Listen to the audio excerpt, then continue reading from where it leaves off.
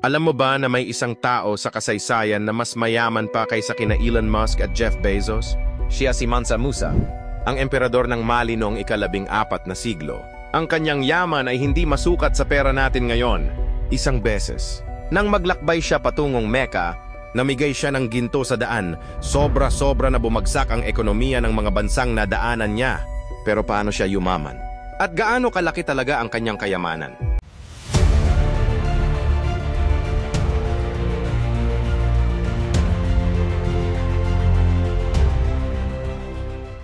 Si Musa, o mas kilala bilang Mansa Musa, ay ipinanganak noong 1280 sa Mali Empire, isang makapangyarihang kaharian sa West Africa.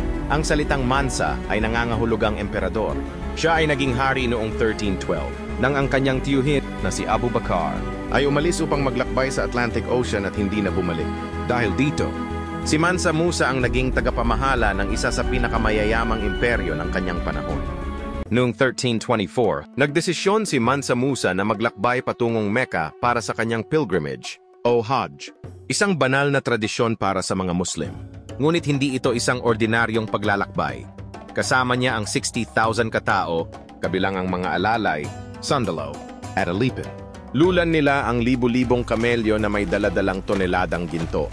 Habang dumadaan sila sa mga lungsod tulad ng Cairo sa Egypt, namigay siya ng napakaraming ginto sa mahihirap at sa mga negosyante. Sa sobrang dami ng gintong kanyang ipinamahagi, bumagsak ang halaga ng ginto sa buong rehiyon, na nagdulot ng economic crisis na tumagal ng mahigit isang dekada. Hindi pa kailanman nangyari sa kasaysayan na isang tao lang ang nakakaapekto sa ekonomiya ng maraming bansa dahil sa sobrang kayamanan. Dahil sa kanyang ginawang pamimigay ng ginto, bumaba ang halaga nito. At tumaas ang presyo ng mga bilihin sa Egypt at iba pang rehiyon. Napilitan siyang bilhin muli ang ilan sa gintong kanyang ipinamahagi upang ma-stabilize ang ekonomiya.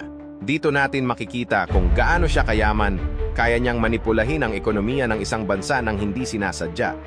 Kung susubukan nating tantiyahin ang kanyang kayamanan sa pera ngayon, tinatayang nasa $400 billion ito o nagkakahalaga ng 22 billion peso, na mas malaki kaysa sa yaman ni Elon Musk, Jeff Bezos, at Bill Gates.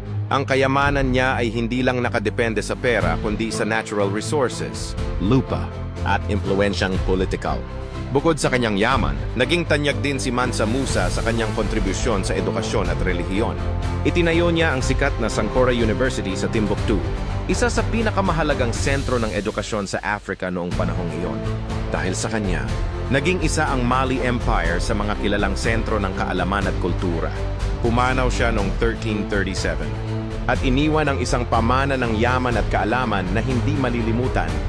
Mula noon hanggang ngayon, si Mansa Musa pa rin ang itinuturing na pinakamayamang tao sa kasaysayan. Ang kanyang yaman ay hindi lang nasusukat sa ginto kundi sa impluensyang iniwan niya sa mundo.